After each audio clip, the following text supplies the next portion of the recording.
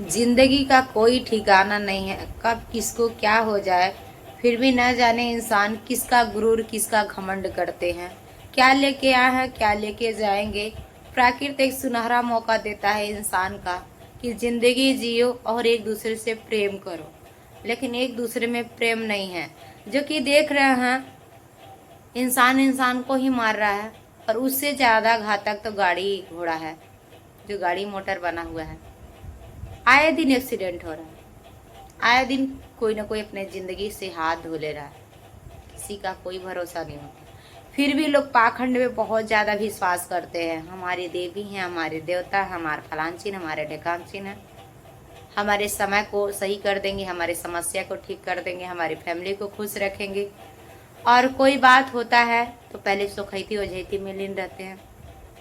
हमारी बुआ के लड़के का एक्सीडेंट हो गया और डेथ कर गया। वो भी जो है बहुत पाखंडवाद में लीन रहती थी, देवी देवता भी पूजती थी, सुखैती भी करवाती थी। उनका बड़े बेटे का दिमाग नहीं सही था, वो काफ़ी पढ़ा लिखा है, बहुत ज़्यादा पढ़ाई किया है, पढ़ाई की वजह से उसका दिमाग मेंटली डिस्टर्ब हो गया, तो उसे जो है दवा की ज़रूरत थी, ये दुआ करवाती थी। आज छोटा बेटा नहीं रहा, 4 में सबसे जो अच्छा था। गुड मॉर्निंग, कैसे हैं आप लोग? उम्मीद करती अच्छे होंगे। स्वागत है योगेंद्र संगीता बौद्ध के चैनल में। दोस्तों, मॉर्निंग का टाइम है और मैं सोई ही थी। फूफा जी का कॉल आता है और मैं चौंक जाती, इतना सुबह सुबह क्यों ये फ़ोन कर रहा है, क्योंकि संडे है, आज संडे है। और वैसे मैं सुबह जल्दी उठ जाती हूँ 4 बजे, पर आज बज रहा था 5 जब कॉल आया, क्योंकि जब बच्चे का छुट्टी रहता तो मैं भी थोड़ा देर तक सो जाती हूँ। थोड़ा टेंशन कम रहता है कि आज बच्चे स्कूल नहीं जाएंगे। सोई ही थी तो कॉल आता है, तो मैं सोच रही इतना सुबह फ़ोन क्यों कर रहे हैं। तो बोल रहे हैं बहनी ठीक बाटू, हम हाँ ठीक है। बोले छोटू का एक्सीडेंट हो गया, आज 8 दिन हो गया। तो मुझे लगा ये सुनने को मिलेगा कि एक्सीडेंट हुआ, 8 दिन हो गया, एडमिट था, ठीक है, हम लोग डिस्टर्ब थे नहीं बता पाए, ये हम सोचे यही कहेंगे।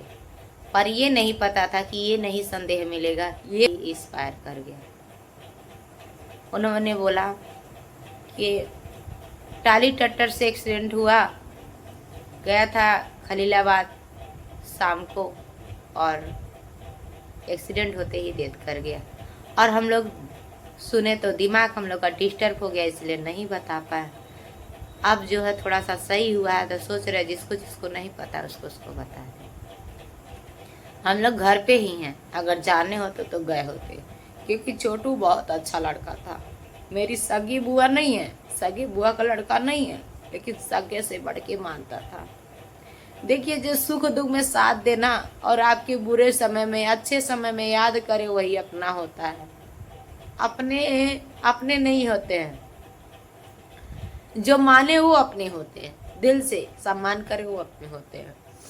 मैं जब उसी क्षेत्र में रूम लेके रहा करती थी तो आता था, दीदी कोई दिक्कत परेशानी होगा तो बताना।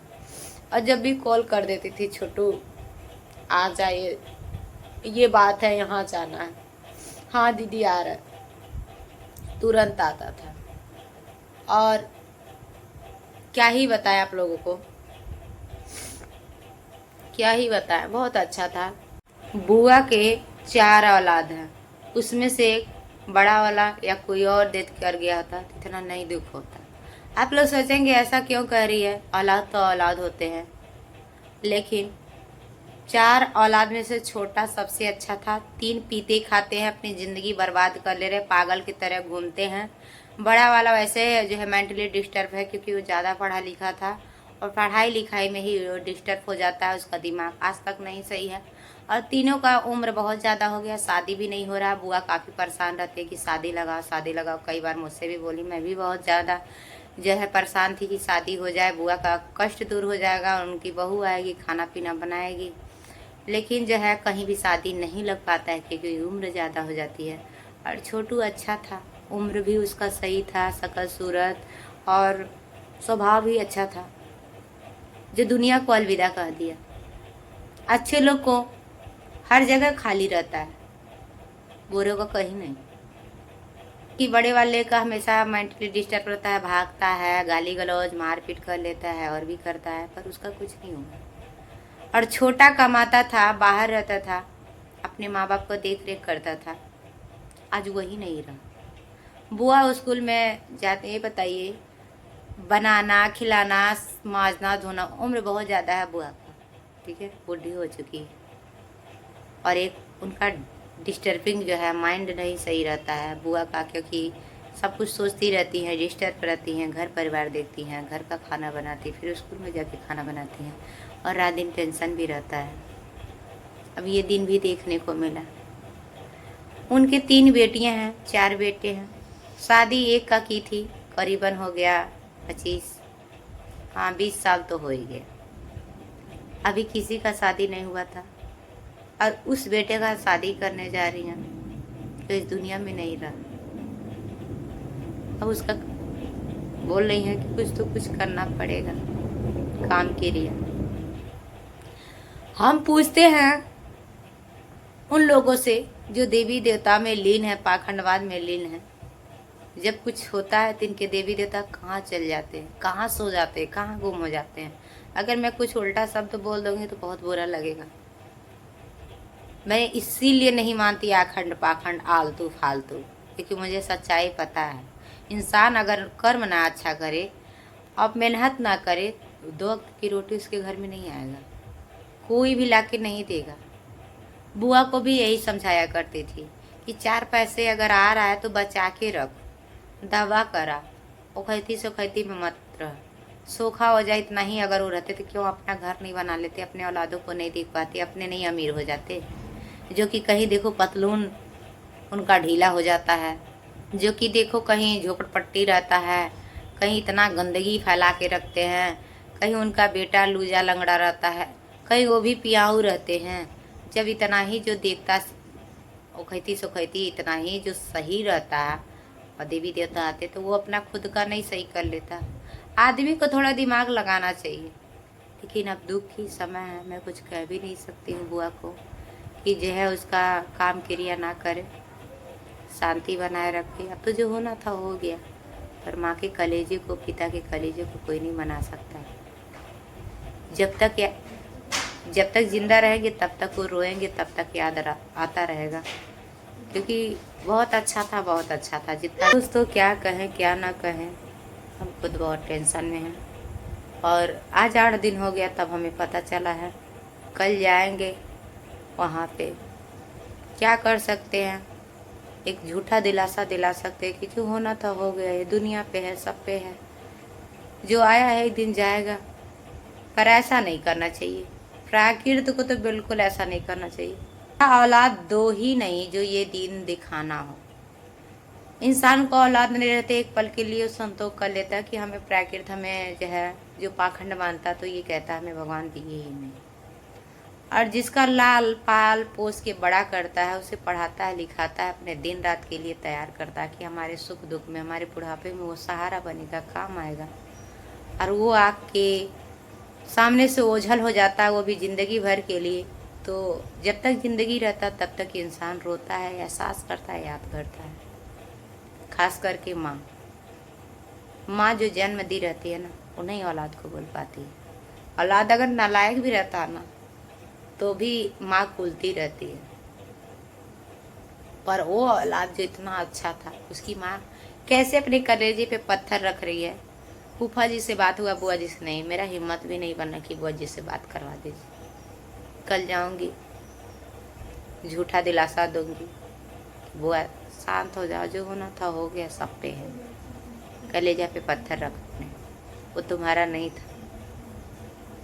क्योंकि ऐसा नहीं होता है, सब अपना होता है, पर जिंदगी कब कहाँ धोखा देती है कोई नहीं जानता है। आज आप लोग के बीच हम हैं, कल हम भी ना रहें, कौन जानता है। लेकिन इंसान को सही मायने में समझता नहीं है। रिस्पेक्ट, इज्जत, सम्मान जीते जी नहीं करता है, मरने के बाद दुनिया भर के रोना गाना। ये बताइए, ये तमाशा चलता रहता है कि इंसान जीता है ना तो उसके सुख दुख में इसका कोई हाल चल नहीं जानता है कि वो कुल रहा है, मर रहा है, फुट रहा है, या बर्बाद हो रहा है, या खाने को है नहीं है, वो भूखा सो रहा है, कैसा नहीं जानता है। और मरने के बाद मारा लंका पलंका फलाने हैं ढेगाने हैं, हाउ जान गए ना हुआ ही ना हुआ, मतलब दुनिया भर का सबको ही आता है मरने पे दिखावा करने।